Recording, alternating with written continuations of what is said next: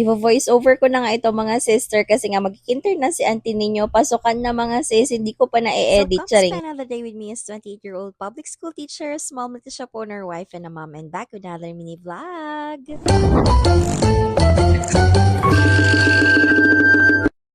Siyempre, bago tayo umalis ng bahay mga mi, outfit check nga muna tayo. Sobrang nagustuhan ko nga tong top ko mga sister. Galing nga lang yan sa black up mga mi. I-check nyo nga dyan sa yellow basket ko mga sister. Marami nga kayong pagpipilian na colors at sizes dyan. 8 a.m. nga ang call time mga sis. Pero ayun, medyo maaga nga kami. Parang 7:50 nga mga sister. Nandun na nga kami sa venue. Ayaw ko kasing malate sa graduation mga sis. Kasi nga dati nung graduation ko nga nung kinder ako. Late nga kami mga mi. Hindi nga ako nakapag-march ako, diba? 2 days nga ata before yung graduation nila mga sis. Meron nga silang general practice. Pero itong si Amira mga mi, hindi nga nakipag-practice mabuti yan ng doxology nila. Kasi nga sinotopak si auntie ninyo, buti nga nung graduation niya mga sister, ayan, good mood siya. So yung program mga mi, parang umabot siya ng 4 hours since maraming ang barangay ang nagsama-sama. And on this part mga mi, tapos na nga yan, naghihintay na nga lang kami ng certificate na ibibigay ng advisor ni Amira. And after graduation ni Amira mga mi, kumain nga kami sa labas to celebrate Amira's graduation. Wala na nga akong ibang clips mga sister kasi ewan ko ba, charing.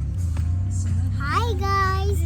This video, na-finish na yung graduation ko. Na yun, nabili ako mama ng toy kasi galing ako dance.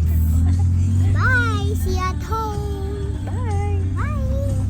Dahil nandambing nga si auntie ninyo mga mi, ayan, binilihan ko na nga lang siya ng toy. And on this part mga sis, tapos na nga kaming kumain yan and pauwi na kami ng bahay. Diba, wala na ako masyadong clips mga mi. Parang 2 p.m. nga ata itong mga sister. And ayan, inaantok na nga kami ng asawa ko. Buti na nga lang medyo malapit na kami sa bahay. Isasama ko na nga lang tong clips na to mga sister para nga medyo humaba tong vlog natin. Char. 3 days before graduation nga ni Amir mga sis, wala pa nga siyang isusuot na anything na shoes mga mima. I mean, meron naman talaga siyang mga ginagamit na sapatos mga sister. Kaso ayun, hindi nga babagay doon sa dress niya. At yung doll shoes niya mga mi, nawawala nga yung pare. So, diba? Kahit nga may gusto ako sa orange shop mga mi for her, hindi na nga aabot sa graduation day niya. So, on this part mga sister, gusto na nga talaga niyang isuot yung nabili naming doll shoes kasi sabi namin sa graduation na nga lang niya para hindi nga madumihan. At ayan, for the happy nga si auntie ninyo. So, ayun lang muna for today's video. Thank you guys for watching. Bye!